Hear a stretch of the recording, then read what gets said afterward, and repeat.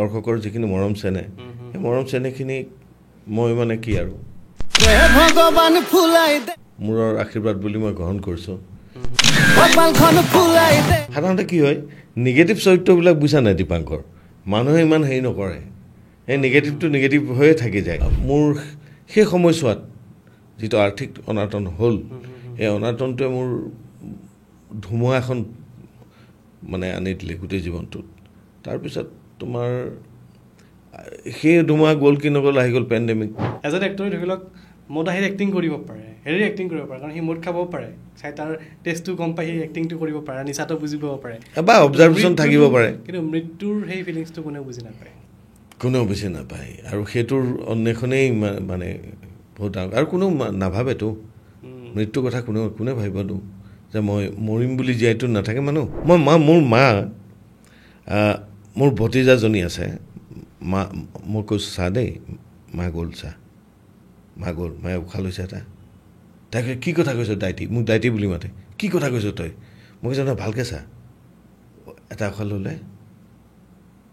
দুটা উশাহ ল'লে 3 নম্বৰটো লৈ নাইকিয়া গ'ল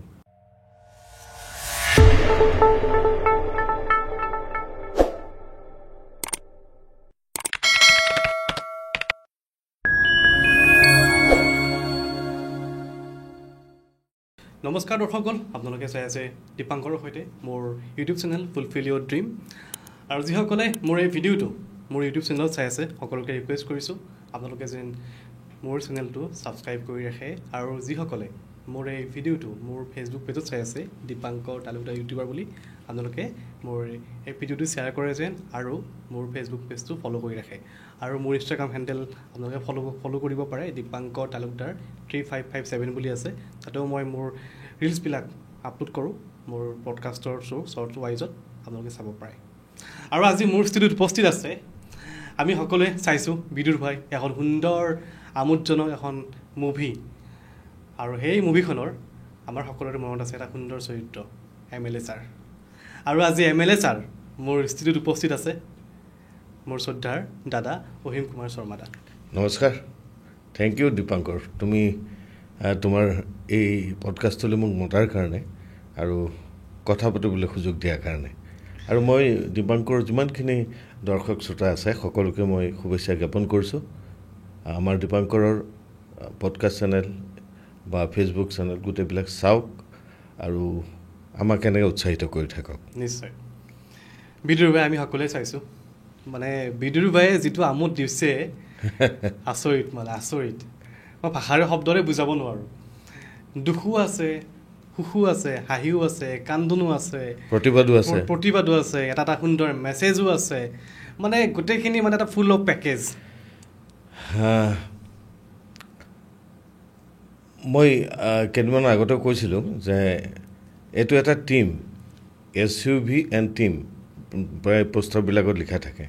আৰু যেতিয়া টিম হৈ মানুহে কাম কৰে মই ভাবোঁ আৰু টিমটোৰ ভিতৰত যেতিয়া মৰম চেনেহ বা বণ্ডিং এটা থাকে বা কৰাৰ যিটো হেঁপাহ থাকে ভাল কাম কৰাৰ যিটো হেঁপাহ এই আটাইবিলাক মিলি লৈ হয় বিদুৰ ভাইৰ দৰে এটা কাম আৰু যেতিয়া কেপ্টেইনজন মই ভাবোঁ খুব মানে সঠিক ৰাইট পাৰ্চন হয় কেপ্টেইনে যেতিয়া দিগদৰ্শনটো ঠিকমতে কৰে তেতিয়াহ'লে তুমি চিধা ৰাস্তাত বা সম্পূৰ্ণ শুদ্ধ ৰাস্তাত যাব পৰা যায় আৰু আমাৰ কেপ্টেইন মই 100ৰ ভিতৰত সদায় 100 দিওঁ বয়স বহুত কম 32 মেক্সিমাম বোধহয় 32 বছৰমান হ'ব কিন্তু 70-80 বছৰমান বয়সৰ মানে অভিজ্ঞতাৰ দৰে লাগে মোক যি সুব্ৰত কাকতি তেওঁৰ কাম আৰু তেওঁৰ যিটো পৰিচালনাৰ ধৰণ বা পাৰফেকশ্যনিষ্ট বুলি যে এটা শব্দ থাকে যে যেতিয়ালৈকে কামটো একদম তেওঁৰ মতে নহয়গৈ তেওঁ কেতিয়াও সন্তুষ্ট নহয় মানে শেষ পৰ্যায়লৈকে কোনো কথা নাই কিমানবাৰ কৰিব কোনে কৰক কিন্তু যিটো আল্টিমেট তেওঁৰ বিচৰাৰ যিটো ধৰণ সেই ধৰণটো নোপোৱালৈকে তেওঁ কাকো এৰি নিদিয়ে গতিকে এই যে আটাইয়ে মিলি কৰাৰ যিটো দুৰ্বাৰ বাসনা কৰাৰ কামটো কৰাৰ মানে কৰিব লাগে কৰা নহয় গোটেই টিমটোৱে একেলগ হৈ পেলাই কাম কৰাৰ ফলেই হ'ল বিদুৰ ভাই আৰু এটা কওঁ দেই মানুহক আচলতে পচন্দ ভালো পাব লাগিব অকল টেকনিক্যালি শুদ্ধ এখন চিনেমা বা খুব ৰাইট লাইট মানে শুদ্ধ কেমেৰা কাম অকল এইকেইটাই নহ'ব টিমটোৰ মানুহৰ প্ৰতি যিটো ভাল পোৱা ধৰি লওক বা অলপ হ'লেও কমাৰ্চিয়েল চিনেমা কিন্তু তাত দায়িত্ববোধ থকা যেন নালাগেনে যে তাৰ যি ভিতৰৰ যিবিলাক প্ৰতিবাদবিলাক যে সদায় তোমাৰ মোৰ জীৱনৰ ঘটনা যিবিলাক ঘটি আছে সেইবিলাকো কিন্তু তাত একদম ৰাইট ৱেত তাত পৰ্ট্ৰে কৰিছে তাত য'ৰ পৰা এনেকুৱা লাগে যে তোমাৰ মোৰ আমাৰ জীৱনৰ ঘটনা কিছুমান তাত ঘটি আছে হয় যেতিয়া আমি চিনেমাখন চাওঁ প্ৰত্যেকেই নিজৰ লগত মানে ৰিলেট কৰিব পাৰে প্ৰতিটো চৰিত্ৰই সেই কাহিনীৰ মাজতোত সোমাই যাব পাৰে পূৰা নিজকে মই এটা সৰু তোমাক উদাহৰণ দিওঁ দেই দীপাংকৰ কি আচৰিত লাগে মই চিনেমাখন পিছত যেতিয়া আমি চাইছোঁ তেতিয়া দেখিছোঁ মোৰ জীৱনৰ ঘটনাটো মই নজনাকৈ সোমাই গৈছে তাত ময়ো মানে তেতিয়া আৰু চাকৰি নকৰোঁ এইটোতো খাটাং হ'ল যে নাটকেই কৰিম কিন্তু তাৰ লগত কিবা এটা কৰিব লাগিব এনেকুৱা এটা ভাৱ হ'ল ভাৱ হৈ পেলাই কণ্টেক্ট কৰিম বুলি ঠিক কৰিলোঁ তেতিয়া আমাৰ দিনত তাৰমানে তেতিয়া কণ্ট্ৰেক্ট কৰে আৰু মই এইটো 96 মানৰ ঘটনা কৈছোঁ কণ্টেক্ট কৰিম আৰু তাত একদম কণ্টেক্ট আৰম্ভ কৰিলোঁ একজেক্টলি আমি এখন বাগানৰ ঠিকাত সোমালোঁ মই আৰু দুটা বন্ধু তেতিয়া এটা মানে লেট্ৰিনৰ পাৰ লেট্ৰিন আমাক দিয়া হ'ল 10,000 টকা একদম বিশ্বাস কৰা তুমি আজি কৈছোঁ এইটো মই ক'তো মই কথা ওলোৱা নাই তেতিয়া 10,000 দিয়া হ'ল দেই 96ত 10,000 দিছিলে আৰু আমাৰ মানে খৰচ হৈ গ'ল এটা লেট্ৰিন 18,000 দুটা লেট্ৰিন বনালোঁ 36,000 খৰচ হ'ল তাৰপিছত আমি আমাৰ কণ্টেক্ট বাদ দিলোঁ কাৰণ ইমান ডাঙৰ লোকচানটা আমি হেৰি কৰিব নোৱাৰিম এইবিলাক যে ঘটনাবিলাক যিবিলাক ঘটনা মোৰ জীৱনত মই এইটোতো মোৰে ঘটনা দেখোন তেনেকৈ চাগে বহু কথাই বহু ঘটনাই এই চিনেমাখনত ৰাইজ সোমাই গৈছে তাৰ ভিতৰত হয় কিন্তু কথাটো এই যিজনে লিখিছে আমাৰ নাট্যকাৰ যিজন মানে চিনেমা স্ক্ৰিপ্ট যিজন লিখিছে তেওঁ হ'ল সুব্ৰত কাকতি আমাৰ পৰিচালক লগত আমাৰ জ্যোতিষমান আছে এই দুইজনে মিলি এখন অপূৰ্ব এটা কাহিনী সদায় দেখি থকা তোমাৰ মোৰ মাজৰ ঘটি থকা এটা কাহিনী আজি 6 নম্বৰ সপ্তাহ অলপ দেৰি আগতে এজনে মোৰ বন্ধুৱে ফোন কৰিছে প্ৰণৱ গগৈ তেওঁৰ নাম শিৱসাগৰৰ পৰা ফোন কৰিছে কৈছে ইমান ভিৰ এতিয়াও ইয়াত 6 নম্বৰ সপ্তাহ চলি আছে মই ভাবোঁ এই ছাকচেছৰ যদি ছাকচেছ বুলি কোৱা যায় আৰু এই ছাকচেছৰ মূল মানুহজনে হ'ল সুব্ৰত কাকতি অ'কে আপোনাৰ চৰিত্ৰটো যিটো দেখুওৱা হৈছে এজন MLA এজন ৰাজনৈতিক নেতা যিজন ব্যক্তিয়ে কৰাপশ্যনো কৰে মানুহৰ মাজত ভালো দেখুৱায় আৰু যিজন ব্যক্তি অলপ তেওঁৰ এটা পাৰ্চনেল এটা হেৰিও দেখাইছে পাৰ্চনেলি তেখেতে সমকামী চৰিত্ৰতে দেখাইছে আপোনাৰ কেনেকুৱা লাগিছে কৰি কেৰেক্টাৰটো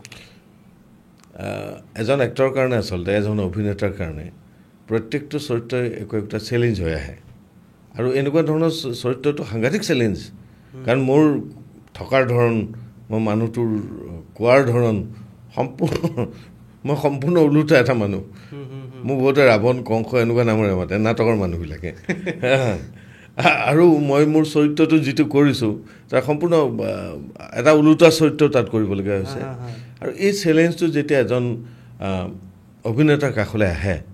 সেইটো এটা খুব আনন্দৰ কথা আচলতে আৰু তাক যিমানলৈকে পৰা যায় এজন এক্টৰে তাক অতি সততাৰে কৰিবলৈ চেষ্টা কৰে যিটো মই নহয় অথচ মই হ'বলৈ কৰাৰ চেষ্টাটো কাৰণ সেইটো বিশ্বাসযোগ্য হ'বই লাগিব নহয় জানো সেই বিশ্বাসযোগ্যতা আনিবৰ কাৰণে নিজকে তৈয়াৰ কৰাৰ যিটো প্ৰক্ৰিয়া সেইটো এটা মোৰ কাৰণে বৰ চেলেঞ্জ হৈ আহিছিলে কিন্তু মোৰ আৰু এটা সুবিধাও হৈ আহিছিল যে আমাৰ ডাইৰেক্টৰ তেওঁ নিজে খুব ইনভলভ আৰু তেওঁৰ চকুৰ আগত তেওঁ জানে তেওঁ কি বিচাৰিছে মানে আৰু তেওঁৰ যিটো মানে এজন এক্টৰৰ লগত তেওঁৰ যিটো মানে সম্পৰ্ক সেইটো 100% ক্লিয়াৰলি তেওঁ ছবি এখন দাঙি ধৰিব পাৰে য'ৰ পৰা এজন এক্টৰে সেই কমফৰ্টেবল জ'নত গুচি যায় আৰু অভিনয়টো কৰিবলৈ এটা সুবিধাজনক ঠাইলৈ আহি যায় আৰু তেওঁ কৈছোঁতো তেওঁ সন্তুষ্ট নহয় পটকে যেতিয়ালৈকে আপত্তি নাই তেওঁৰ অসীম দা আৰু এবাৰ আৰু আকৌ এবাৰ কৰোঁ অসীম দা গতিকে সেইটো এটা এজন অভিনেতাৰ কাৰণে প্ৰত্যাহ্বান আৰু যে দৰ্শকে লোৱাৰ কাৰণে দৰ্শকৰ যিখিনি মৰম চেনেহ সেই মৰম চেনেহখিনি মই মানে কি আৰু মূৰৰ আশীৰ্বাদ বুলি মই গ্ৰহণ কৰিছোঁ সাধাৰণতে কি হয় নিগেটিভ চৰিত্ৰবিলাক বুজা নাই দীপাংকৰ মানুহে ইমান হেৰি নকৰে সেই নিগেটিভটো নিগেটিভ হৈয়ে থাকি যায় কয় বেয়া নাই হোৱা ভালে হৈছে কিন্তু এই চিনেমাখনত যিহেতু পৰিচালকে অলপ বেলেগ ধৰণে গোটেই নিগেটিভ চৰিত্ৰটো তৈয়াৰ কৰিছে দৰ্শকে ক'ৰবাত নহয় ক'ৰবাত মোৰ লগতো এটা কানেকশ্যন হৈ যায় সেইকাৰণে MLA ছাৰ বুলি ক'লে এতিয়া বোধহয় এই যে চিনাকিটো এইটো এটা মানে হেৰিৰো কৃতিপ মানে পৰিচালক বা ৰাইটাৰৰ এটা আচৰিত ধৰণৰ এটা যাদুকৰী এটা আমাৰ চিন্তা য'ত তুমি বিশ্বাস নকৰিবা ক'ৰবাত মই দিছোঁ অকণমানি ল'ৰা ছোৱালীবিলাক মোৰ ওচৰত দৌৰি আহি প্ৰথমতে মানে হেৰি MLA ছাৰৰ ফটো দিব তাহাঁতি বা কোলাত উঠে তাহাঁতি এই যে আকৰ্ষণটো এই আকৰ্ষণ তৈয়াৰ কৰি দিব পৰাটো পৰিচালকক মই অ'কে তেখেতে এটা দেখাইছিলে আপোনাৰ মাজত এটা সমকামী চৰিত্ৰ এটা কেতিয়াবা সঁচা জীৱনত আপোনাৰ ৰিয়েল লাইফত কেতিয়াবা তেনেকুৱা ফেচ কৰিব লগা হৈছিলে হৈছে সেইটো অস্বীকাৰ বহুজনেই কৰিব নকৰাকৈ নাথাকিব চাগে মনে মনে বহুতেই সেইটো স্বীকাৰ কৰি লয় কিন্তু ক'বলৈ মানে সংকোচ কৰে বহুতে এনেকুৱা ধৰণৰ আমাৰ পৰিচালকেও স্বীকাৰ কৰিছে ন তুমি চাইছা এনেকুৱা ধৰণৰ ঘটনা ঘটিয়ে থাকে মানুহৰ জীৱনত তাক যেনিবা সুব্ৰতই সাহসেৰে তাক আগবঢ়াই দিছে এইবিলাক কথা আমি নাপাতো এইবিলাক কথা আমি সাধাৰণতে লুকুৱাই থওঁ কিন্তু নহয় আমিতো সমকামী যিখন সমাজ আছে তেওঁলোকৰ প্ৰতি সম্পূৰ্ণ শ্ৰদ্ধা আছে কাৰণ তেওঁলোক কেনেকৈ জীৱ তেওঁলোকৰ চিন্তাধাৰা কি সেইটো চবৰে অধিকাৰ আছে নহয় জানো সেই অধিকাৰত তেওঁলোকে তেনেকৈ থাকিব কিন্তু মোৰ যিটো চৰিত্ৰ মোক তাত যিটো ধৰ্ষণকাৰী হিচাপে দেখুওৱা সি ধৰ্ষণকাৰী নাৰীৰ ক্ষেত্ৰতে হওক বা পুৰুষৰ ক্ষেত্ৰতে হওক তাকতো আমি কেতিয়াও ক্ষমা নকৰিম নহয় জানো সি ক্ষমাৰ যোগ্য নহয় জানো আৰু সেই ক্ষমাৰ যোগ্য নহয় সেই কথাটো এই গল্পটোৰ মাজেৰে কিন্তু বৰ সুন্দৰকৈ কেনেকুৱা ফেচ কৰিছিলে মানে এনেকুৱা ধৰণৰ ৰিয়েল লাইফত মানে মই চিম্পল ভাত কৈছোঁ এনেকুৱা ধৰণৰ মানুহ পাল্লাত পৰিছিলে নহয় পৰিছোঁ মই সৰুতে পৰিছোঁ আচ্ছা মই সৰুতে পৰিছোঁ মনত আছে যে এইটো ধৰা কিমান 10, 11, 12 কিন্তু এনেকুৱাবিলাক ঘটনাই মনৰ ভিতৰত এটা চাপ বহাই থৈ যায় চক এটা অৱস্থা এটা থাকি যায় মই যেনিবা পলাই গুচি গ'লোঁ তেনেকৈ চাগে চবেই পলাই গুচি যায় কিন্তু তেনেকুৱা ধৰণৰ ঘটনাটো মই ভাবোঁ চবৰে ঘৰ মানে দুৱাৰৰ পিছ সন্মুখত কলা কুকুৰ নাথাকে গতিকে মই ভাবোঁ এইবিলাক কথা খোলাকৈ আলোচনা হোৱা উচিত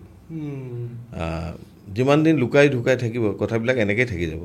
গতিকে সুব্ৰতে এটা সুযোগ কৰি দিছে মুকলিকৈ আলোচনা কৰাৰ কিয় আপত্তি আছে আজি অন্ততঃ আলোচনাটো হৈছে ডেফিনেটলি আৰু এইবিলাক কথা আলোচনা হ'ব লাগে মই ভাবোঁ সমাজৰ মাজত আনিব লাগে এইবিলাক কথা আলোচনা পাতিব লাগে তেতিয়া সেই আমি তেওঁলোকক কেতিয়াও ডিছৰেচপেক্ট কৰা নাই কেতিয়াও নহয় 100 নহয় সেই সমাজখনক প্ৰতি মই এতিয়াও ক'ম বাৰম্বাৰ ক'ম 100% মোৰ সন্মান আছে কিন্তু সেই মানুহটোৰ প্ৰতি সন্মান নাই যিটো বলাৎকাৰী নহয় আমাৰ বলাৎকাৰীৰ প্ৰতি কাৰো সন্মান নাই একচুৱেলি যাক আমি সদায় ধিক্কাৰ দি আহিছোঁ তেনেকুৱা ধৰণৰ কথা মই এটা চিম্পল কথা এটা সুধিছোঁ আপোনাক সমকামী বুলি ক'লে আপোনাৰ মনলৈ মানে কেনেকুৱা ভাৱ আহে মানে আপুনি কেনেকৈ ডিছক্ৰাইব কৰিব সমকামীটো মানুহৰ মনৰ যিখন পৃথিৱী মনৰ পৃথিৱীখনৰ কোনো বেৰ নাই নহয় কোনো সীমা নাই নহয় সেই সীমাহীন পৃথিৱীখনত প্ৰত্যেক মানুহৰে যিটো কি স্নায়বিকে হওক মনৰ ভাৱবিলাকৰ ভিতৰতে হওক সেই ভাৱবিলাক বেলেগ বেলেগ ধৰণৰ হয় নহয় আৰু এই সমাজখন যিখন সমাজ সেই বহুত ডাঙৰ আচলতে বহুত ডাঙৰ তেওঁলোকৰ বহুতটা ধৰণৰ চিন্তাধাৰাৰ মানুহ আছে তাৰ ভিতৰত গতিকে সেইখন যদি অকল বৰ্ণনা কৰিবলৈ যাওঁ মই আচলতে অলপ দিনৰ আগতে এখন নাটক কৰিছিলোঁ বোকাখাটৰ শেষ ভাওনাৰ ভাও বুলি এই বিষয়টো আছিল তেনেকুৱাই যে এজন ভাওনা কৰি থকা ল'ৰা ক্ৰমান্বয়ে নিজকে ছোৱালীৰ নিচিনা অনুভৱ কৰে কিন্তু চাৰিওফালৰ সমাজৰ বান্ধোনত তেওঁ নিজৰ মনৰ ভাৱটো মনৰ ভিতৰতে মৰি যায়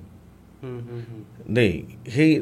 সেইখন নাটক কৰিবলৈ যাওঁতে বা এই চৰিত্ৰটো কৰিবলৈ যাওঁতে যিখন অধ্যয়ন কৰিবলগীয়া হৈছিল সেই অধ্যয়নৰ মাজৰ পৰা মই এটা কথা বুজি পাওঁ যে মনৰ ভিতৰত যিখন অনুভৱৰ পৃথিৱী আমাৰ তোমাৰ বা চবৰে বেলেগ বেলেগ সেই আকৰ্ষণ কাৰ প্ৰতি হয় আকৰ্ষিত কাৰ প্ৰতি হ'ব বা তেওঁ কমফৰ্টেবল জোনটো ক'ত আচলতে সেই মানুহজনৰ কমফৰ্টেবলটো ক'ত আৰু সেইধৰণে মানুহ জীয়াই থাকে আৰু সেইধৰণে মানুহ আনন্দৰে জীয়াই থাকে আৰু আজি 2024 চনত গোটেই পৃথিৱীখন মুকলি হৈ গৈছে আৰু সাংবিধানিকভাৱে মুকলি হৈ গৈছে সুপ্ৰিম কোৰ্টে ৰাইট দিছে গতিকে মই ভাবোঁ সেই পৃথিৱীখনৰ ভিতৰলৈ যিহেতু মই নিজৰ চিন্তাধাৰাত সেই বস্তুটো যা শিকিবলৈহে যত্ন কৰিব লগা হৈছিল যিহেতু মই নাই সেই পাৰফেক্টলি মই তোমাক কৈ দিব নোৱাৰিম কিন্তু এইটো ঠিক যে সেই আকৰ্ষণৰ যিটো কেন্দ্ৰবিন্দু সেই কেন্দ্ৰবিন্দুটো কিন্তু বেলেগ বেলেগ ধৰণৰ হয় বোধহয় তেনেকুৱা হ'ব যদি মই ভুলকৈ কৈছোঁ সেইটো ক্ষমাৰ যোগ্য কিন্তু বোধহয় মূল কথাটো সেইটোৱে আকৰ্ষণ অ'কে আপুনি ডিব্ৰুগড়ত জন্মগ্ৰহণ কৰি পেলাই তাতে ডাঙৰ দীঘল হৈ তাতে শিক্ষা গ্ৰহণ কৰি নাটকৰ মাজলৈ আহিলে অলপ সেইখিনি কথা জানিব বিচাৰিম কেনেকৈ আহিলে নাটকৰ মাজলৈ কিয় আহিলে নাটক আচলতে আমাৰ ঘৰখন মূলত নাটকৰ ঘৰ আছিলে মোৰ মা কিৰণবালা শৰ্মা মায়ে 1956 চনত তেওঁ সংগীত নাটক একাডেমীৰ বেষ্ট এক্ট্ৰেছ আছিল নাটকখন আছিল সুনীত কোঁৱৰে জ্যোতিপ্ৰসাদৰ পৰিচালনা কৰিছিল ফণী শৰ্মাই শিৱৰ চৰিত্ৰটো কৰিছিল আমাৰ বিষ্ণু ৰাভাই মা বৰ দুখীয়া ঘৰৰ ছোৱালী আছিলে মানে আপোনাৰ মা বিষ্ণু ৰাভাৰ সৈতে নাটক কৰিছিলে ফণী শৰ্মা বিষ্ণু ৰাভাৰ সৈতে বৰ দুখীয়া ঘৰৰ মানুহ আছিলে মা মানে মাহঁতৰ গোটেই ঘৰ বাৰী দুৱাৰ 50ৰ ভূমিকম্পত তোমাৰ ব্ৰহ্মপুত্ৰত উটি গুচি গ'ল একো নাই আৰু উদ্ধাসটো তাক কোনোবা এডোখৰ মাটি দিলে সৰু অকণমান মই দেখিছোঁ সেইডোখৰ মাটি পিছত মায়ে যেতিয়া চাকৰি কৰিলে মই আইতাহঁতক এইখিনি দিলে আৰু আমি বেলেগে ডিব্ৰুগড়ত থাকিলোঁ আৰু দেউতা আছিলে শিৱসাগৰ কোঁৱৰপুৰৰ মানুহ দেউতা উঠি গৈছিল বহুত বছৰ আগতে ডিব্ৰুগড়লৈ আৰু মায়ে বহুত কষ্টৰে পঢ়া শুনা কৰিলে লোকৰ পৰা কিতাপ আনে লিখি লয় কিতাপবিলাক দুখীয়া ঘৰৰ ছোৱালী 2 নম্বৰ পঢ়া শুনাৰ প্ৰতি মানে তই কিয় কৰিব লাগে ধৰণৰ এটা পৰিৱেশো আছিলে কিন্তু তাৰ মাজতো মায়ে যুদ্ধ কৰি পঢ়া শুনা কৰিলে কৰি দেউতাৰ লগত বিয়া হ'ল আমাৰ 4টা ল'ৰা মই সৰু আৰু মায়ে কিন্তু ইমান কষ্টৰ মাজত নাটকেই নিদিলে বিয়াৰ পিছতো চাকৰি কৰাৰ পিছতো ভাত পানী বনাই মেলি সন্ধিয়া ৰিহাৰ্চললৈ যায় লগত মোক লৈ যায় যেতিয়া মাহঁতে কৈ থাকে নহয় নাটকখন চাই গম নোপোৱাকৈ মই একদমেই সৰু তুমি ধৰা চকীখনত বহাই থ'লে বহিটো মাতি নালাগে তেতিয়া সেই বস্তুটোৱে ক'ৰবাত নহয় ক'ৰবাত নাটকৰ প্ৰতি এটা মোহ ভালপোৱা এটা হ'বলৈ ধৰিলে আৰু 7 বছৰমান বয়সৰ পৰা মই নিজেও নাটক আৰম্ভ কৰিছোঁ কৰিবলৈ দেই মোৰ দেউতাই কৰিছিল নাটক আৰু আমাৰ দাদাকেইটাও চেষ্টা এটা কৰিছিলে মোৰ দাদাও বাৰু ৰেডিঅ' আৰ্টিষ্ট মোৰ ওপৰতো বাকীকেইটাইও 2-এবাৰ চেষ্টা কৰিছিলে ট্ৰাই এটা মাৰিছিলে নাটকত আৰু এটা কি মজাৰ কথা জানা মই এতিয়াও সদায় কওঁ মই আচলতে যিডোখৰ ঠাইত জন্ম ল'লোঁ নহয় বৰ ভাগ্যৱান ডিব্ৰুগড়ৰ উদয়পুৰ বুলি কয় চৌকিডিঙি উদয়পুৰ তাত আমাৰ এটা ক্লাব আছে সেইটো অনুপম সংঘ আৰু অনুপম সংঘত তোমাৰ প্ৰত্যেক বছৰ বাৰ্ষিক অধিৱেশন হয় গৰম বন্ধত মানে জুলাই মাহত মানে তোমাৰ উদয়পুৰ কি ক'বা চাৰিওফালে একদম ব্যস্ততা প্ৰত্যেকটো ল'ৰাই গান গাব লাগিব এইটো বাধ্যতামূলক দেই এতিয়া আৰম্ভ হৈ গ'ল আকৌ মাজত বহু বছৰ বন্ধ হৈ গৈছিল কিন্তু আজি 2 বছৰ হ'ল আকৌ সেই পৰিৱেশটো আৰম্ভ হৈ গ'ল তুমি গান গাবই লাগিব তুমি নাটক কৰিবই লাগিব তুমি নাচিবও লাগিব তুমি যোগাসনো কৰিব লাগিব তুমি দৌৰ মানে আমাৰ আকৌ স্পৰ্টছ আছে ন তুমি দৌৰ মাৰিব লাগিব পাৰা নপাৰা হাই জাম্প মাৰিব লাগিব তুমি আৰু নহ'লে তোমাৰ 2জনী বাইদেউ আছে বন্তি বাইদেউ মামনি বাইদেউ বুলি কওঁ তাহাঁতে কালচাৰ ছাইটত আৰু দুদুদা বুলি কওঁ প্ৰণৱ শৰ্মাহঁত তেওঁলোক মানে স্পৰ্টছৰ ছাইটত জঁপিয়াব তই ইয়াৰ পৰা তালৈকে যাম মাৰ কিন্তু তই যাম সেইবিলাকে তেনেকুৱা এটা জেগাত ঠাইত আমি জন্মগ্ৰহণ কৰিলোঁ য'ত অকণমানি এটা চুবুৰী তাত 19 চনলৈকে নাটক হয় মানে দাদাহঁতৰ গ্ৰুপ বেলেগ মাহঁতৰ গ্ৰুপ বেলেগ ঘৰতে বিৰাট কম্পিটিশ্যন কোনেও কাৰো মুখত চাবলৈ সময় নাই সেইকেইদিন পূৰা চবৰে ঘৰে ঘৰে মানে আৰু সেই পৰিৱেশটোৱে হয়তো বহুত সুবিধা কৰি দিলে আৰু এটা সময়ত পঢ়িবলৈ এৰি পেলাই নাটক লিখিবলৈ আৰম্ভ কৰিলোঁ আৰু মই ভাবোঁ মই কিমান আজিতো ক'ৰবাত পৰিচয়টো সেই বুলি আছে ন নিয়াৰ এবাউট ধৰা কিমান গুৱাহাটী ডিব্ৰুগড় মিলাই মোৰ যদি ভুল হোৱা নাই 30খনমান নাটকটো মই লিখিছোঁ নহয় সেই পৰিৱেশটোৱে মোক সেই আজিৰ এই দিনটোৰ যিটো আইডেণ্টিটি মোৰ সেইটো তৈয়াৰ কৰি দিয়া নাছিল নে বাৰু মই কেতিয়াবা মানে হেৰি নকৰোঁ যে নহয় সেইবিলাক আচলতে মোৰ ডেষ্টিনি আছিলে মোক লৈ যোৱাৰ এটা পদ্ধতি আছিলে যে আজি তই এইটোৱে কৰ চবৰে এটা থাকে ন তই নাটকতে কৰ পাৰ নোৱাৰ মুঠতে যা আৰু তাৰ কাৰণে হয়তো আজি মই তোমাৰ সন্মুখত অ'কে কেতিয়াবা আপোনাৰ যেতিয়া আহিছিলে সেই আমাৰ নিচিনা বয়সৰ পৰা নাটক কৰিছিলে যেতিয়া সেই সময়ত কেতিয়াবা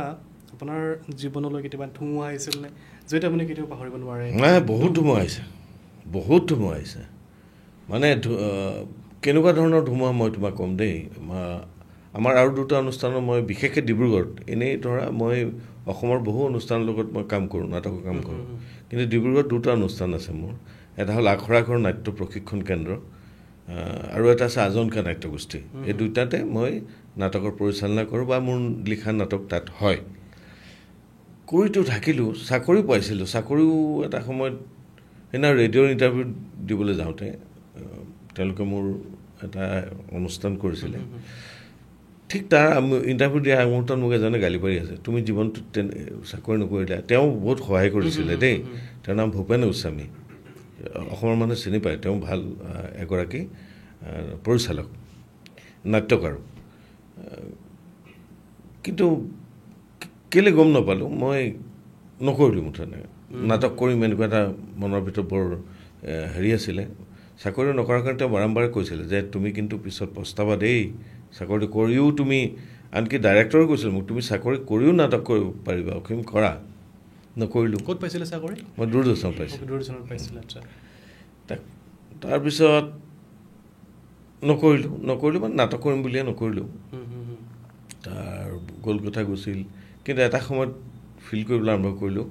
আৰ্থিক যিটো সমস্যা আৰু এটা সময়ত এনেকুৱা দিন আহিল যেতিয়া মই বিয়া কৰালোঁ মোৰ শ্ৰীমতীৰ নাম অৰ্চনা বেজবৰুৱা তেওঁ কৰে দেই নাটক মোৰ লগত এতিয়া তেওঁ গুৱাহাটীত থাকে মোৰ ল'ৰাটোও ইয়াতে থাকে গুৱাহাটীত সিও কৰে আৰু অৰ্চনাই গোটেই জীৱন মোৰ লগত নাটকে কৰিলে মোতকৈ যথেষ্ট বয়সৰ সৰু তথাপিও তাই নাটক কৰিলে আৰু এতিয়া সদ্যহতে বিভিন্ন চিৰিয়েলত তাই কাম কৰি আছে আৰু ল'ৰাটো মানা কৰিলোঁ মই বোলো পঢ় হায়াৰ ছেকেণ্ডেৰী ফাৰ্ষ্ট ইয়াৰ সেইদিনাখন গৈ বেৰবাৰীত কৰি আহিলেগৈ মই খালি ইয়াতে বন্ধ কৰ কাৰণ পঢ়া শুনাটো মেইন ইয়াৰ পিছত তই আকৌ কৰিবি কিন্তু এই মুহূৰ্তত পঢ়া শুনা গ'ল তাৰ এটা সময়ত মই বহুত ধৰুৱা হৈ গ'লোঁ মানে আমাৰ চিলভাৰ জুবলি যিটো আছিলে আখৰা ঘৰৰ চিলভাৰ জুবলি কৰিবলৈ যাওঁতে মোৰ প্ৰায় মানে অনুষ্ঠানটোৰ নামত বহুত লাখ টকা ধাৰ হৈ গ'ল মনটো ডাঙৰ চব কথা বেছিকৈ ভাবোঁ এই বেছি ভাবিবলৈ গৈ বেছি ডাঙৰ কৰিবলৈ গৈ আৰু যিবিলাক পইচা দিম পোৱা বুলি আশা কৰি আছিলোঁ শেষ মুহূৰ্তত গম পালোঁ যে তেওঁলোকে নিদিয়ে আচলতে যেতিয়া বহুত টকা ধাৰ হৈ গ'ল সেই ধাৰটো মাৰিব মই লাগিব কিন্তু লগতে সংসাৰ এখনো চলাব যে লাগিব মোৰ দুইটা মাজত আউল লাগি গ'ল মই সংসাৰ চলাম নে ধাৰ মাৰিম আৰু আমাৰ লিমিটেড ন মই খুব চৰকাৰী কাম নকৰোঁ মানে কিয় নাজানো মোৰ এপ্লাইটো নহয়গৈ বিভিন্নজনে ধৰি লওক নেশ্যনেল স্কুল অফ ড্ৰামাৰ লগতো মই জড়িত বিভিন্ন সময়ত বিভিন্ন কাম মই কৰিছোঁ বা মই তেওঁলোকৰ ভাৰতৰং মহোৎসৱৰ কমিটিৰ মেম্বাৰ হৈ গৈছোঁ মই ছিলেকশ্যন বডি কমিটিৰ মেম্বাৰ হয় বা সংগীত নাটক একাডেমীৰ বহুত অনুষ্ঠানৰ লগত মই জড়িত কিন্তু মোক সেইদিনাখনো কৈছে এপ্লাই মোৰ গাত দুখ আচলতে মোৰ গাত এপ্লাইটো মোৰ নহয়গৈ শেষত গৈ সদায় ভাবোঁ কৰিম লাষ্টত নহয় আৰু ইমান দিন নকৰিলোঁ যেতিয়া এতিয়ালৈ লাহে লাহে মনটো মানে কোচ খাবলৈ আৰম্ভ কৰিলে যে হ'ব ইমান দিন ফাইটে কৰিম কিন্তু মই ভাবোঁ এইখিনি লোৱা উচিত মই অন্ততঃ আমাৰ নতুন যি আমাৰ উঠি অহা প্ৰজন্ম আছে আপোনালোকে নিয়মত কামবিলাক কৰক ৰেজিষ্ট্ৰেশ্যন কৰক নিজৰ গ্ৰুপটো তাৰপিছত নিয়মত আপোনালোকে যিবিলাক কাগজ পত্ৰ লাগে আপোনালোকে এবাৰ নেটত চালে গম পাই যাব মই ক'ম আপোনালোকে এইবিলাক এপ্লাই কৰক আৰু এইবিলাক এপ্লাই কৰিলে আপোনাক কাম কৰাৰ লগতে আপোনাৰ লগত এখিনি মানুহ আপোনাৰ চাৰাউণ্ডিংছত থকা মানুহখিনিও শান্তিৰে জীয়াই থাকিব পাৰিব আৰু আপুনি ধুনীয়াকৈ এটা জীৱন আগবঢ়াই লৈ যাব পাৰিব মই নতুন প্ৰজন্মক অনুৰোধ কৰিম আপোনালোকে মোৰ কথা নুশুনিব আপোনালোকে আচলতে কৰক এপ্লাই কৰক আৰু এপ্লাই কৰিলে আপোনালোকে কাম যিমান কৰি গৈ থাকিব চাব আপোনালোকৰ কামবিলাক আৰু সহজ হৈ গৈ থাকিব মোৰ সেই সময়ছোৱাত যিটো আৰ্থিক অনাটন হ'ল এই অনাটনটোৱে মোৰ ধুমুহা এখন মানে আনি দিলে গোটেই জীৱনটোত তাৰপিছত তোমাৰ সেই ধুমুহা গ'ল কি নগ'ল আহি গ'ল পেণ্ডেমিক কোভিড এতিয়া কোভিডৰ সময়ততো না পইচা আছে না কিবা আছে চলিবা কেনেকৈ এতিয়া কাম নাই বন নাই কিন্তু মোৰ নাজানো মোৰ চাগে কপালখন ভালেই বেয়া নহয় মোৰ কিছু বন্ধুৱে মোক সেই সময়ত যি আৰ্থিকভাৱে আগবঢ়াই লৈ গুচি গ'ল মই তাৰ নাম ক'ব নোৱাৰোঁ কাৰণ তাৰ নাম কোৱা বাধা তাহাঁতৰ তাৰ চৰ্তটোৱে হয় যে নাম নহয় ময়ো কৈছোঁ মোক নালাগে কৈছে তোৰ নালাগে তোক বাদ দে নালাগেতো বাদ দে তই কিন্তু তেওঁলোকক মই কি বুলি ক'ম সেই বন্ধুকেইজনক মই মোৰ মৰম দিছোঁ থেংক ইউ বুলি কৈছোঁ আৰু নামকেইটা তেওঁলোকক ক'ব নোৱাৰাৰ কাৰণে মোৰ নিজৰ খং উঠিছে তাহাঁতৰ ওপৰত তাৰপিছত তোমাৰ তেতিয়াই মই আচলতে চিৰিয়েললৈ আহিলোঁ ৰূপকমল হাজৰিকা তেওঁৰ নাম পাপু বুলি খুব ভাল এজন ডাইৰেক্টৰ আঁউসীৰ জোনাক বুলি এখন চিৰিয়েল কৰিবলৈ মোক মাতিলে সেই এটা মোৰ সকাহ হ'ল আৰু সেইখন খুব পপুলাৰ হৈছিলে আৰু মই তাত এটা বৰ ধুনীয়া এটা চৰিত্ৰ মোক দিছিলে আকৌ পাপু আমি আগৰ পৰা জড়িত মোতকৈ সৰু কিন্তু আমি একেলগে এটা গ্ৰুপতে গুৱাহাটীত এসময়ত আছিলোঁ তাৰ সেই মৰমটো মোৰ প্ৰতি আছিলে আৰু সেই চিৰিয়েলখনৰ পৰা লাহেকৈ চিনাকি হ'ল আৰু এখন বেলেগ চিৰিয়েল কৰিলোঁ কাৰণ মই নিজে হেৰিৰ এনেকুৱা চিৰিয়েল যিবিলাক মই আগতে কৰিছিলোঁ কৈছোঁ মই দূৰদৰ্শনৰ কাৰণে মই বাদ দিলোঁ 16 চনত তাৰ আগলৈকে মই যথেষ্ট সংখ্যক মানে এই গোটেইকেইটাতে দূৰদৰ্শন গুৱাহাটী ডিব্ৰুগড় বা তেতিয়া PPC নৰ্থ ইষ্ট তাত মই মোৰ ডকুমেণ্টাৰী হওক বা তোমাৰ হেৰিবিলাকে ধাৰাবাহিকবিলাকে হওক কেইবাখন অন্ততঃ 15-20খনটো হ'বই কৰিছোঁ মই কিন্তু মই 2016ত বাদ দিলোঁ ডাইৰেকশ্যনটো বাদ দিলোঁ আৰু অকল অভিনয় কৰাটোৱে মোৰ মানে আৰম্ভ কৰিলোঁ আৰু এতিয়া লাহেকৈ তাৰপিছত মনোজিত শৰ্মাৰ ৰাজনীতি চিনেমাখনত মোৰ প্ৰথম চিনেমা এখন তাৰপিছত তোমাৰ এইখনটো বিদুৰ ভাই আৰু 2-3খন 8 নৱেম্বৰত আৰু এখন ছবি আহিব অভিমন্যু আৰু এখন ছবি সম্পূৰ্ণ হৈ আছে সেইখনৰ নাম হিৰাইট মই চাইছিলোঁ চিনেমাখন খুব ধুনীয়া চিনেমা হৈছে পাৰ্থ বৰগোহাঁইৰ কিন্তু কিবা এটা বিজুতিৰ কাৰণে চিনেমাখন এতিয়ালৈকে হললৈ আহিব পৰা নাই মই আশা কৰিছোঁ আহিব তাৰপিছত আৰু এখন চিনেমা কৰিছিল বোকাখাতত সেইখন নাম লাইফ বিয়ণ্ড লাইফ সেইখনো তৰালী শৰ্মাই মিউজিক কৰা শেষ হ'ল বুলিছে তাৰপিছত চিনেমাখন আহিব 2-4খন চিনেমা এনেকৈ আহিব বুলি আশা কৰি ৰৈ আছোঁ আৰু নাটকৰ কাম কৰি আছোঁ দীপাংকৰ অ'কে কেতিয়াবা ভ্ৰাম্যমাণ থিয়েটাৰত যাবৰ কাৰণে মন মানা নাছিলনে মজাৰ কথা কি জান নাই মই ভ্ৰাম্যমাণত আছোঁ অকল এক্টৰ হিচাপে নহয় ডাইৰেক্টৰ হিচাপে আছোঁ মই 2000 চন বোধহয় 2000 চনত মই 99ত মই হেমলেট নাটকখন কৰিছিলোঁ হেমলেট নাটকখন চালে মুকুন্দ থিয়েটাৰৰ মালিকে জানে এতিয়াতো মই নিজেও হেমলেটো আছিলোঁ আৰু লগতে ডাইৰেকশ্যন মোৰ আছিলে এতিয়া হেমলেটক লাগেই মুঠতে লাগেই কথা চথা পাতি মেলি আল্টিমেট ময়ো মানে এনেকুৱা এটা অৱস্থালৈ আহিলোঁ হেমলেট যি কৰিছে নহয় সেই যন্ত্ৰণা সি বুজি পায় মই মানে আৰু হেমলেট মই নকৰোঁ আৰু কাৰণ হেমলেটে বোলে খেদে জানানে গোটেই জীৱনটো খেদে to be or not to be that is the question এই to be or not to বিয়ে সদায় খেদি থাকে মানুহটো আৰু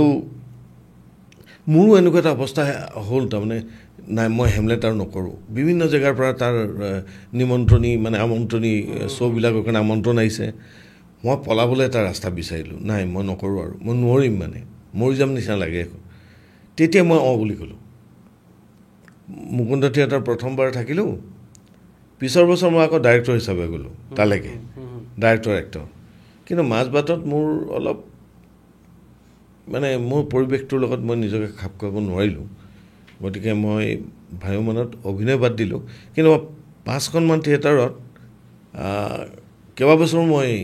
ডাইৰেকশ্যন কৰিছিলোঁ কিন্তু পিছলৈ মই নিজৰে মানে হেৰি কাৰণে হয়তো অপাৰগতাৰ কাৰণে মই বাদ দিবলগীয়া হ'ল অ'কে এতিয়া কেতিয়াবা যাবৰ কাৰণে হেৰি আহেনে নিমন্ত্ৰণ আহেনে ভ্ৰাম্যমানৰ কথা পাতিছিলে কিন্তু মোক যিটো মানে আৰ্থিক এটা এইটো এজন অভিনেতাৰ কাৰণে আৰ্থিক এটা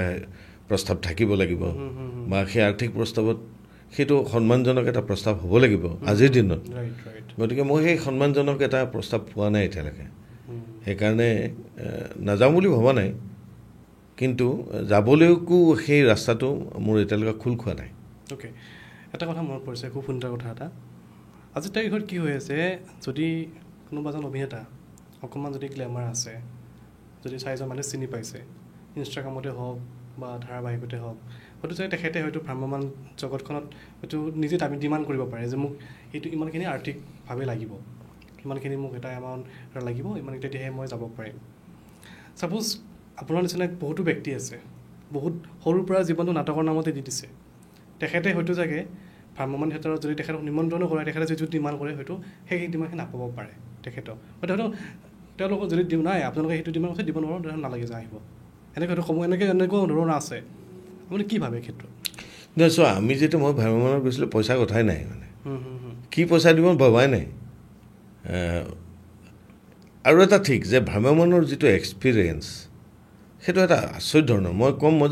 মই বৰ লাকি মানুহ যে অন্ততঃ ভ্ৰাম্যমানৰ অভিজ্ঞতাখিনি মোৰ আছে তাৰ যিটো ডিচিপ্লিন আমিও ডিচিপ্লিন 100% ডিচিপ্লিন কিন্তু ইয়াত কমাৰ্চিয়েলি তুমি নিজকে এটা স্থিতিত ৰাখিবৰ কাৰণে সকলোবিলাক কাম নিয়মত সকলোবিলাক কাম সময়ত তাৰ যিটো ধৰণটো ভ্ৰাম্যমানত যে 6টা বজাত বুলি ক'লে 6টা বজাত আমি কৰোঁ কিন্তু তেওঁলোকৰ যিটো নিয়ম নীতি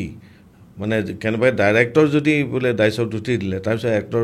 এজন যোৱাটো অন্ততঃ মই যেতিয়া আছিলোঁ সেইবোৰ লাজৰ কথা আছিলে অন্ততঃ ডাইৰেক্টৰতকৈ আগতে গৈ এক্টৰ ৰেডি হৈ থাকে সেই যিবিলাক নিয়ম নীতি মই দেখিছিলোঁ সেইবিলাকে মোৰ জীৱনত বহুত পিছলৈ কাম দিছিল ডিচিপ্লিনতো বহুত কাম দিছিল আৰু মই ভ্ৰাম্যমানত থকা সময়ছোৱাত এই যে ইমানবিলাক মানুহ একেলগে এটা টিম হৈ কাম কৰা যিটো পৰিৱেশ সেই পৰিৱেশটো মই খুব ভাল পাইছিলোঁ আচলতে আৰু মই কওঁ যদি এজন এক্টৰে নিজকে এবাৰমান ভ্ৰাম্যমানৰ ভিতৰত লৈ গৈ চাই যে কিমান কষ্টৰে আচলতে এই কামখিনি হৈ যায় কাৰণ ভ্ৰাম্যমান থিয়েটাৰৰ যিবিলাক আছে ভ্ৰাম্যমান থিয়েটাৰ নিজৰ এটা ধৰণে চলে তেওঁলোক কমাৰ্চিয়েলি তাত ছাকচেছ হ'বই লাগিব কাৰণ গোটেই মানুহবিলাকক খোৱা পিন্ধাৰ পৰা আৰম্ভ কৰি গোটেই জীৱনৰ কথা আছে মই তাৰ লগত কেতিয়াও সংঘাত নকৰোঁ ভ্ৰাম্যমানৰ যি ধৰণ আছে তাৰ প্ৰতি মোৰ নিজৰ মই আছিলোঁ আৰু ৰেচপেক্টো আছে কিন্তু তুমি কোৱা যিটো কথা সেইটো আচলতে মই ক'ব নোৱাৰিম কেলৈ মই যেতিয়া গৈছিলোঁ তাৰ ধৰণেই বেয়া পইচা কি দিব প্ৰশ্নই নাই কাম কৰিব লাগে আৰু এতিয়া হয়তো বহুত বেলেগ হৈ গ'ল এতিয়াৰ কিন্তু এইটো ঠিক যে আমাৰো এটা বয়স হ'লতো যদি সন্মানজনক এটা হেৰি পোৱা নাযায় এজন এক্টৰে কেতিয়াও সন্তোষিত নহ'লে ভাল কামো নহয় তাৰমানে মই যদি এই সন্তোষ পাই মোৰ সংসাৰখন চলিব পৰাকৈ তেনেকুৱা এটা পৰিৱেশ পাই যাওঁ তেতিয়া ডেফিনেটলি ভাবিবই লাগিব কাৰণ আৰু এইটো কথাও মানি ল'ব লাগিব যে ভ্ৰাম্যমানে কিন্তু বহুতৰ সংসাৰ চলাই আছে বহুত আলোচনা হয় বহুত নিগেটিভ আলোচনাও হয় সেইবিলাকৰ মাজলৈ নগৈ মই কৈছোঁ বহুতৰ সংসাৰো চলাই আছে কিন্তু সেই 9 মাহ যথেষ্টখিনি কষ্ট কৰিব লাগে বহুত কষ্ট তুমি 3 দিনৰ মূৰে মূৰে ভাবা নাই দিবাংকৰ গোটেই বস্তু বাহিনী লৈ আকৌ বেলেগ ঠাইত আকৌ নতুন সংসাৰ পতা আকৌ 3 দিনৰ মূৰত আকৌ বেলেগলৈ যাত্ৰা নহয় সদায় নতুন নতুন মানুহৰ লগত সেইটো এটা কিন্তু বিউটিফুল এক্সপিৰিয়েঞ্চ দেই মই যেতিয়া তোমাৰ ভ্ৰমণত আছিলোঁ তেতিয়াৰ বন্ধু তেতিয়াৰ সেই ঘৰবিলাকৰ লগত এতিয়াও মোৰ বহুতৰ লগত সম্পৰ্ক আছে কোন কাহিনী 2001 চনৰ কথা কৈছোঁ এতিয়াও সম্পৰ্ক আছে এই নাৰায়ণ বুলি এটাই ফোন কৰিছে মোক কৈছে তোৰ বিদুৰ ভাই চালো দেই আৰে ভাই দোস্ত মজা লাগিলে ইমান ভাল লাগিছে তাৰ ফোনটো পাই তেনেকুৱা ধৰণৰ কথা মনত আছে একদম আৰু অকল সি বুলি নহয় আৰু বহুত তেনেকুৱা বন্ধু আছে বা তেনেকুৱা বহুত ঘৰ আছে নিজৰ সেইবিলাক ঘৰ নিজৰ হৈ যায় কেতিয়াবা সেই অনুভৱটো তাৰমানে অ'কে এটা কথা সুধিব বিচাৰিছোঁ আপোনাক যে বিদুৰ ভাইত আজিকালি কিবা এখন চিনেমা যেতিয়া কাষ্টিং হিচাপে লোৱা হয় এজন আৰ্টিষ্টক চিনেমাখন ছাপ'জ হিট হোৱা বা ফ্লপ হওক যেতিয়ালৈকে চিনেমা হলত নাহে তেতিয়ালৈকে কোনো ক'ব নোৱাৰে ডাইৰেক্টৰেও গম নাপায় প্ৰডিউচাৰে গম নাপায় বিশেষকৈ অসমীয়া চিনেমা ক্ষেত্ৰত মই ক'ব বিচাৰিছোঁ ছাপ'জ আপোনালোকক এটা এমাউণ্টত আপোনালোকক ধৰি লওক ঠিক কৰিলে ছাপ'জ এখন চিনেমা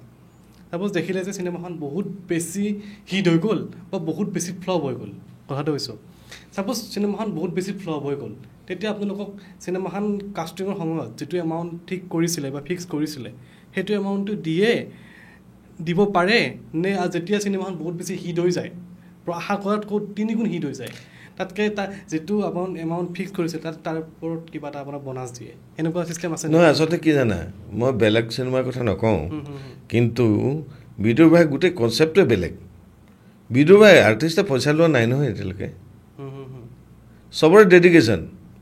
চবৰে কাম কৰা হেঁপাহ চবেই মিলি কিবা এটা কৰিব ডুবিলে আমি চব ডুবিম বিদুৰ ভাইৰ গোটেইবিলাক মানুহ এতিয়াও চব যে এতিয়ালৈকে থেংকছ গিভিঙত হলে গৈ মানুহক লগ কৰিছে অ'ত গৈছে গোটেই অসমখন ঘূৰি ফুৰিছে কিয় তাৰ মূল এটা কাৰণ এইখিনি দৰ্শকৰ প্ৰতি শ্ৰদ্ধা 2 টিমটোৰ যিটো বণ্ডিংটো সেই বণ্ডিংটো আৰু একেলগে কৰি ৰাখিব পৰা সুব্ৰত কাকতিৰ যিটো ক্ষমতা আৰু মই কি বুলি ক'ম এই তীব্ৰ আকাংক্ষা এটা যে কাম কৰাৰ তীব্ৰ আকাংক্ষা এটা গ্ৰুপ লগত লৈ আমিবিলাকতো চব নাটকৰ মানুহে অৰিজিনেলি সিও এসময়ত নাটক কৰিছিলে সুব্ৰতয়ো কিন্তু পিছলৈ নাটক বাদ দিলে যিহেতু সি ডিষ্ট্ৰেক্ট হৈ যাব পাৰে গতিকে সম্পূৰ্ণ নাটক বাদ দি ফিল্মত কাম কৰিবলৈ আৰম্ভ কৰিলে আৰু এই গোটেই মানুহবিলাক একেলগ কৰি দিবলৈ আৰম্ভ কৰিলে হলে আমাৰ দায়িত্ববোধ যেন আমি নিজেও অনুভৱ কৰোঁ যে হললৈ যাব লাগে মানুহক থেংক ইউ ক'ব লাগে সেই মানসিক এটা উত্তৰণৰ প্ৰত্যেকজন এক্টৰৰ উত্তৰণ ঘটাই দিব পৰাটো মই ভাবোঁ সুব্ৰত কাকতিৰ বহুত ডাঙৰ এটা গুণ আৰু বহুত উন্নতি কৰিব বহুত ডেডিকেটেড যিজন ল'ৰাই চিনেমাখন লিখিছে লগত জ্যোতিষমান আছে গান লিখিছে গানটো গায়ো সিও তাৰ গান হিট কিমান এডিটিং তাৰ এজন মানুহে ইমানখিনি যেতিয়া ধাৰণা এটাৰে মানে পাকৈত ধাৰণাৰ এটা কাম কৰিব সেইকাৰণে মই কৈছোঁ বিদুৰ ভাই গোটেই কনচেপ্টটোৱে বেলেগ এই টকা পইচাবিলাক পিছৰ কাহিনী ডাঙৰ কথাটো কামটো এনেই নৰ্মেলি আমাৰ সাধাৰণতে কি হয় এটা পাৰ ডে এটা এমাউণ্ট ঠিক হয় আৰু সেই এমাউণ্টত আমি কাম কৰোঁ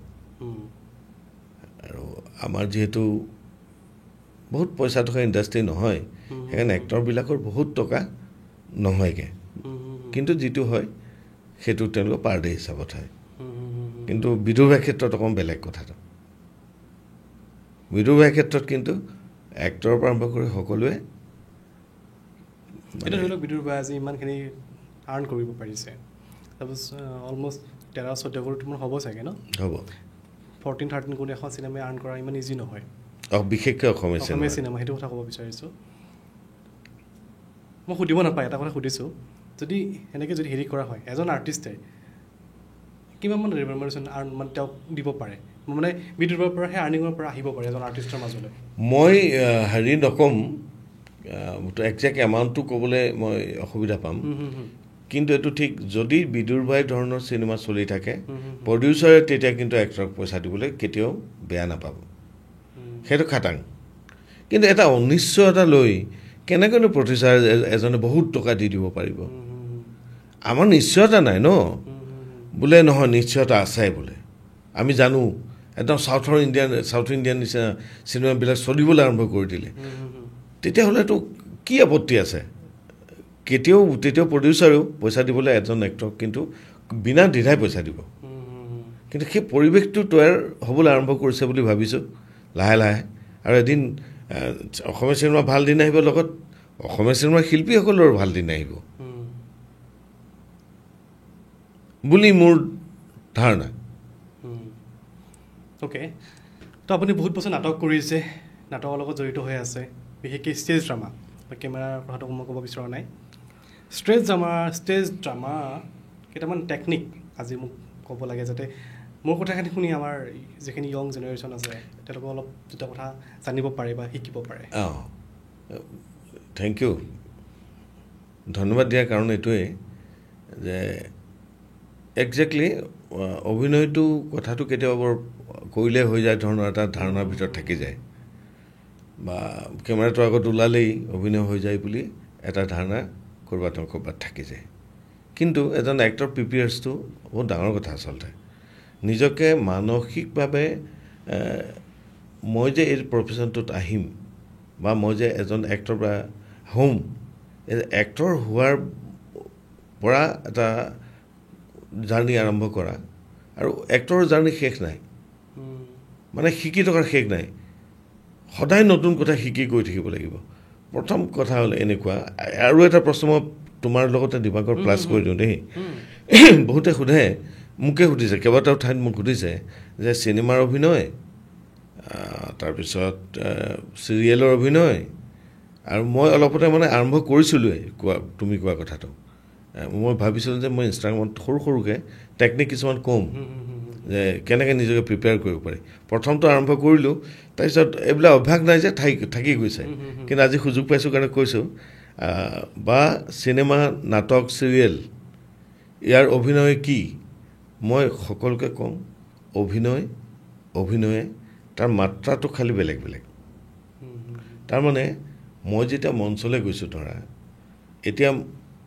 মঞ্চলৈ যাব হোৱাৰ লগে লগে মোৰ দৰ্শকখিনি কি হৈছে বহুত দূৰলৈকে আছে মই কিন্তু এটা জেগাতে আছোঁ গতিকে মই কেতিয়াবা তাক অলপ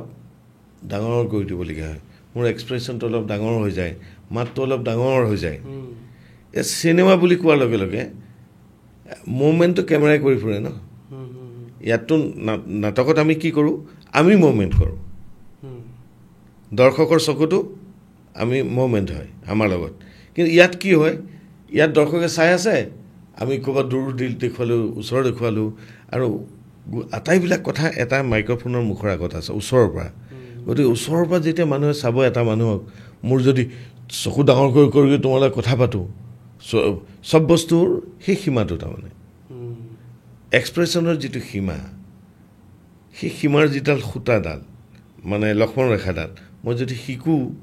এতিয়া চিনেমাৰ ডাঙৰ পৰ্দা আৰু যেতিয়া আমি চিৰিয়েল আহিম তেতিয়া এটা পাৰ্টিকুলাৰ এটা চাইজৰ পৰ্দাত আমি অভিনয় কৰোঁ এখন সৰু পৰ্দাৰ আগত সেই পাৰ্থক্যটো যদি আমি বুজি পাওঁ তেনেহ'লে অভিনয় মূলতঃ বস্তু কি আৱেগ অনুভূতি কণ্ঠস্বৰ নিজৰ শাৰীৰিকভাৱে নিজৰ সক্ষমতা বা নিজৰ অনুভূতিখিনি সঁচাকৈ প্ৰমাণ কৰিব পৰাকৈ সেই তোমাৰ ভিতৰৰ আৱেগ অনুভূতিখিনিক জাগ্ৰত কৰিব পৰা বা অবজাৰ্ভেশ্যন এটা এক্টৰৰ কাৰণে অবজাৰ্ভেশ্যন বহুত ডাঙৰ কথা অকল অবজাৰ্ভেশ্যন শিকিব লাগে এই দুৱাৰখন খুলিলেহে তাৰ বাহিৰৰ পৃথিৱীখনতে অভিনয়ৰ আচলতে সেই পৃথিৱীখন আছে য'ত মই গ'লে প্ৰেক্টিকেলি যেতিয়ালৈকে নোসোমোৱা নহয় দীপাংকৰ মই গমেই নাপাওঁ দীপাংকৰ কোন দীপাংকৰ কেনেকৈ থাকে দীপাংকৰ কোৱাৰ ধৰণ কি ভবাৰ ধৰণ কেনেকুৱা মই কিন্তু ভবাৰ ধৰণৰলৈকে তোমাৰ লগত কানেক্ট কৰিব লাগিব এজন এক্টৰে এই যে বিভিন্ন মানুহ বিভিন্ন তুমি সাধাৰণ এটা উদাহৰণ দিওঁ তোমাক একেজোপা মানে এজাক বতাহ তুমি চাবা প্ৰত্যেকজোপা গছ লৰাৰ ৰিদম কিন্তু বেলেগ ডাঙৰ পাত লৰিব বেলেগ ধৰণে সৰু পাতবিলাক বেলেগ ধৰণে লৰিব হে এই যে পৃথিৱীখনৰ এই অদ্ভুত মায়াবিলাক একেজাক বতাহত একেই গছৰ পাত বুলি ক'লে একেই গছৰ পাতৰ ইমান বেছি ভেৰিয়েশ্যনছ আছে বা ইমানবিলাক মানুহৰ কিমান ভেৰিয়েশ্যন থাকিব পাৰে, চিন্তাৰ কিমান ধৰণ বেলেগ বেলেগ থাকিব পাৰে, এইবিলাক শিকা বুজা অনুভৱ কৰি কৰি আচলতে ফিনিছ এক্টৰ কোনো নাথাকে।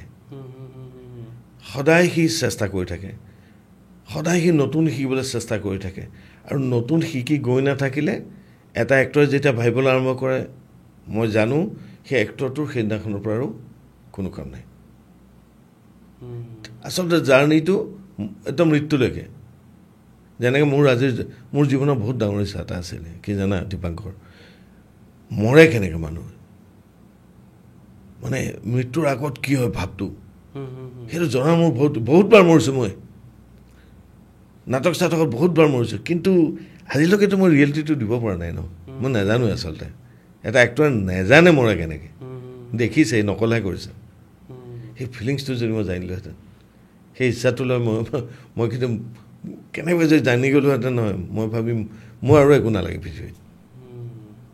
এটা এক্টৰ জাৰ্ণিৰ কাৰণে নিজকে তেনেকৈ তৈয়াৰ কৰাটো বৰ জৰুৰী। সেই ডিপ মুমেণ্টতলৈকে আপুনি যিটো কথা ভাবিছে বহুত ডাঙৰ কথা কৈছে, কিন্তু এই ডিপ একদম বহুত ডিপ লেভেলত এই কথাটো কৈছে আপুনি। আৰু নহয় মইতো মৰি আছোঁ ন ডেইলি,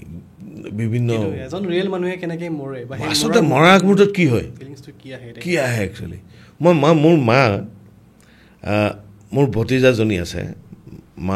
মই কৈছোঁ চাহ দেই, মা গ'ল চাহ, মায়ে উশাহ লৈছে এটা, তাকে কি কথা কৈছ দাইটি, মোক দাইটি বুলি মাতে, কি কথা কৈছ তই, মই কৈছোঁ নহয় ভালকৈ চা, এটা উশাহ ল'লে, দুটা উশাহ ল'লে, 3 নম্বৰটো লৈ নাইকিয়া গ'ল। বুজিলোঁ মই, পুত্ৰ হিচাপে বহুত আঘাতো পালোঁ মই, কিন্তু তথাপিও মইতো গম নাপালোঁ মাক। তাৰ আগতে মায়ে কিবা এটাতো ভাবিছিল চাগে মায়ে দেই, সেই লেভেলটো। আৰু কোনো এক্টৰে সেই লেভেলটো কেতিয়াও নাপায় ন, সি সদায় এটা এক্টৰ অসম্পূৰ্ণ হৈ থাকি যায় ন। হয়, কিন্তু কথাটো এজন এক্টৰে ধৰি লওক মদ আহি এক্টিং কৰিব পাৰে, হেৰি এক্টিং কৰিব পাৰে, কাৰণ সি মদ খাব পাৰে, চাই তাৰ টেষ্টটো গম পাই সি এক্টিংটো কৰিব পাৰে, নিচাটো বুজি পাব পাৰে, বা অবজাৰ্ভেশ্যন থাকিব পাৰে, কিন্তু মৃত্যুৰ সেই ফিলিংছটো কোনেও বুজি নাপায়, আৰু সেইটোৰ অন্বেষণেই মানে বহুত ডাঙৰ। আৰু কোনেও নাভাবেতো মৃত্যুৰ কথা, কোনে ভাবিবতো যে মই মৰিম বুলি, জীয়াইতো নাথাকে মানুহ। অ'কে, জীৱনত কেতিয়াবা কান্দিব লগা হৈছিলেনে আপোনাৰ? এনেকুৱা চিটুৱেশ্যন আহিছিল নে যিয়ে আপোনাক বহুত কন্দুৱাইছিলে? মই আজি খুলি দিব নোৱাৰিম, বহুত কান্দিছোঁ মই, বহুত কষ্ট পাইছোঁ জীৱনত, সংঘৰ্ষৰ কষ্ট পাইছোঁ, মানে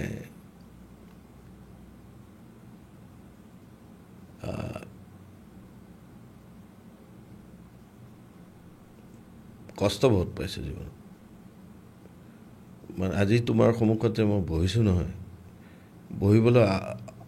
ইয়াৰ পিছত আৰু কি মই কৈছোঁ যে মোৰ কিছুমান নিজৰ ড্ৰবেক আছে, যিবিলাক ড্ৰবেকৰ কাৰণে মই বহুত কাম কৰিব নোৱাৰিলোঁ, নিজৰ কিছুমান ভুলৰ কাৰণেও কান্দিছোঁ, হয়তো নিজৰ ভুলো আছে, ড্ৰবেক কিছুমান আছে, জেদ কিছুমান আছে, নকৰোঁ টাইপৰ এটা, যিটো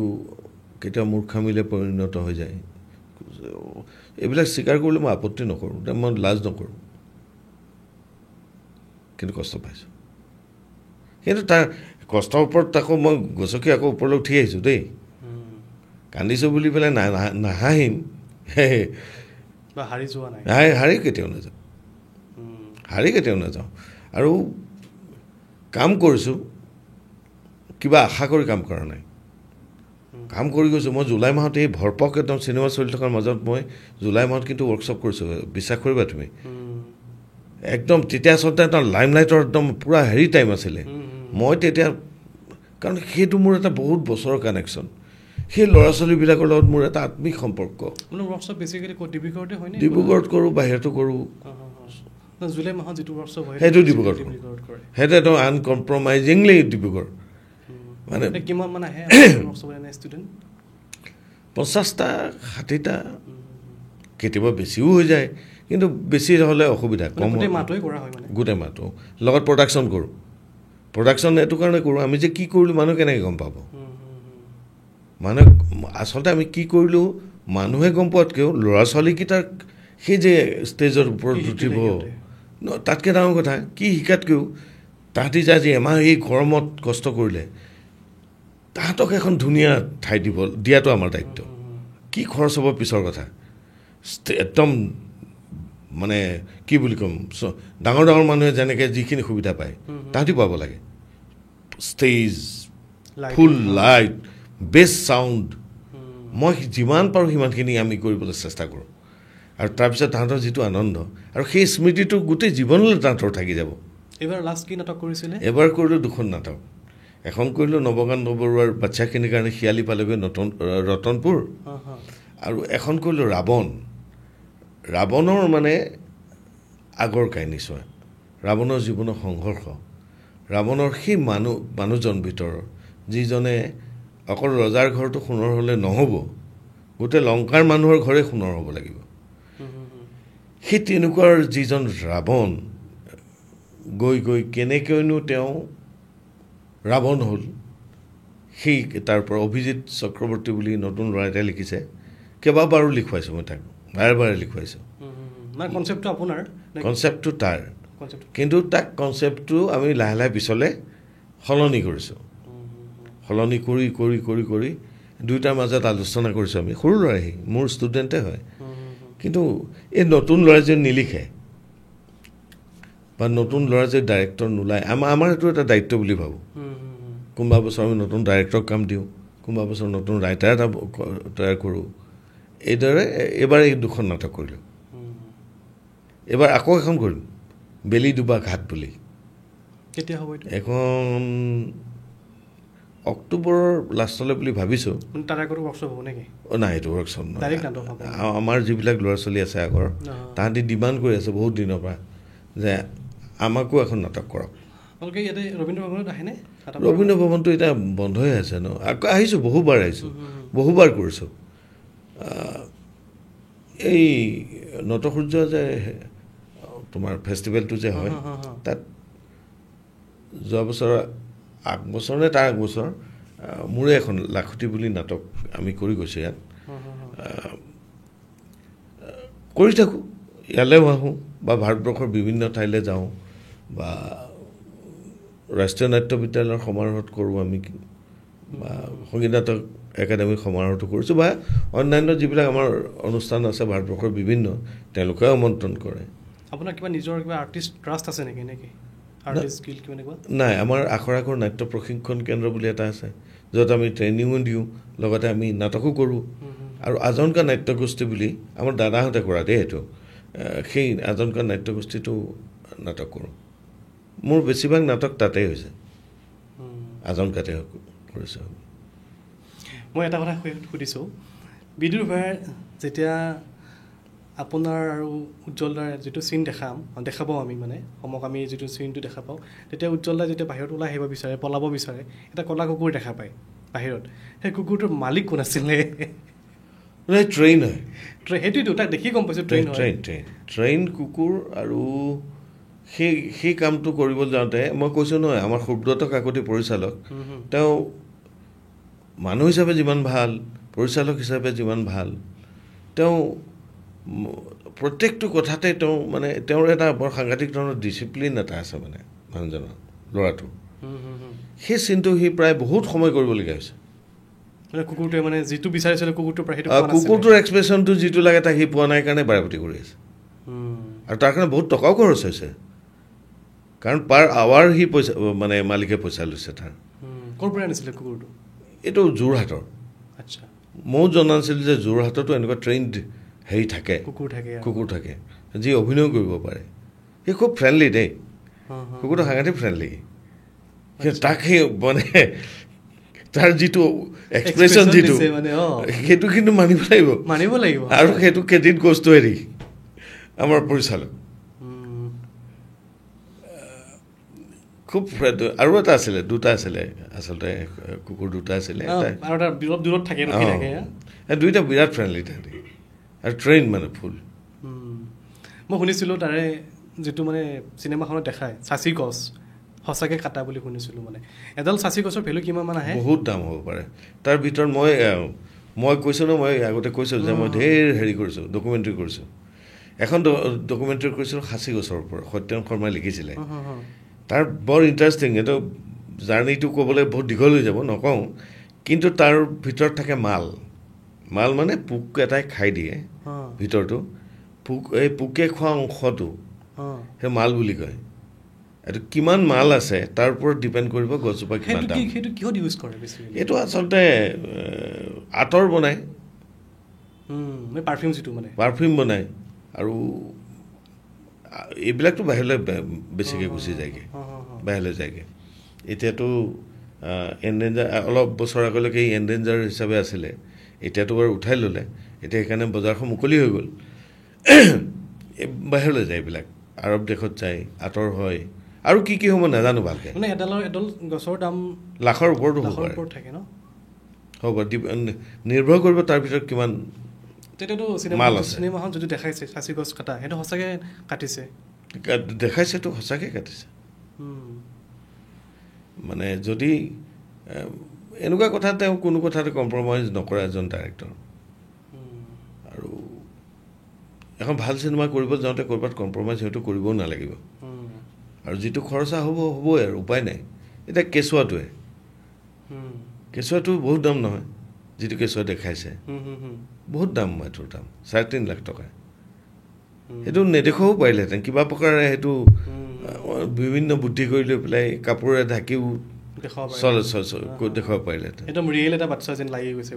এটা বাচ্চা চিলিকন বেবী গতিকে সেই মই ভাবোঁ সেইটোৱে আচলতে এজন পৰিচালকে যেতিয়া কাম কৰাৰ যিটো মানে এগ্ৰেছিভনেছ কৰিমেই এনেকুৱা হ'বই লাগিব সেই বস্তুবিলাকৰ দ্বাৰাই আৰু গোটেই টীমটো আমি কৈছোঁতো ইমান আপোন নহয় তুমি দেখিলা তুমি যে গ'লাহেঁতেন তুমি পটকৈ আপোন হৈ গ'লাহেঁতেন চবেই একেলগে খাই যিমান দেৰিলৈকে হওক চবেই একেলগে তুমি তাত আমি শ্বুটিং কৰি থকা অৱস্থাত কোনো মুহূৰ্তত বেদনাৰ মুহূৰ্ত নাই তাৰমানে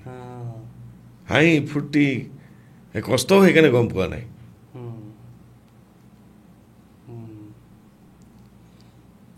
অ'কে লাষ্টত আপুনি চিনেমাখনত যেতিয়া আপুনি ধৰি লওক এটা ডাঙৰ এটা হেৰি দিয়ে অনুষ্ঠান পাতে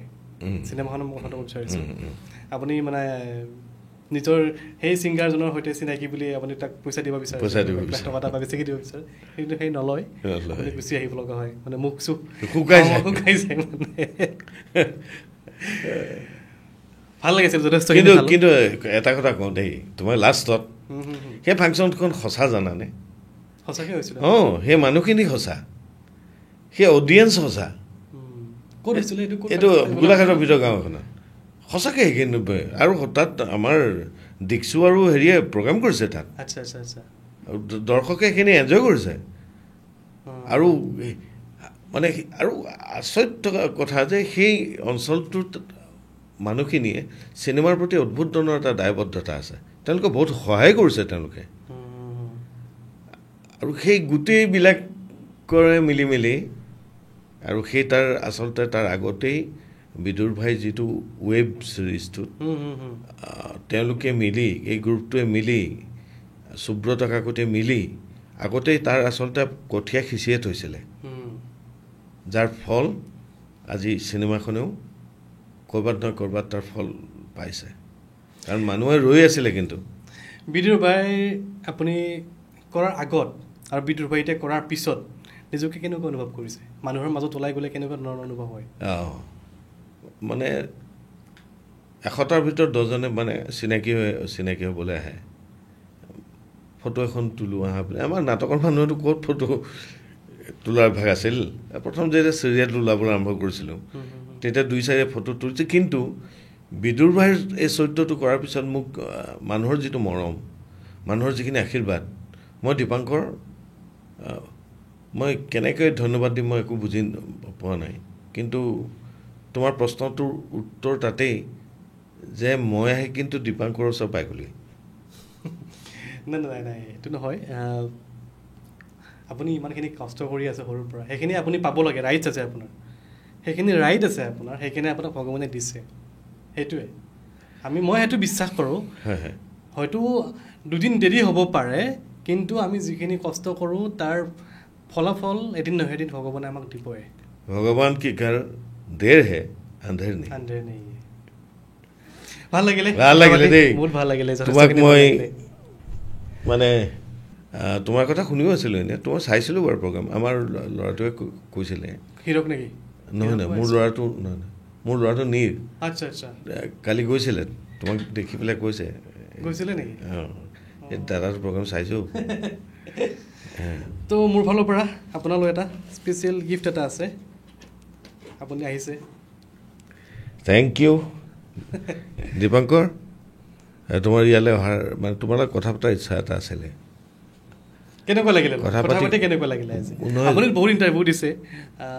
আজি কেনেকুৱা লাগিলে আহি পেলাই কথা পাতি মোৰ কেনেকুৱা লাগিলে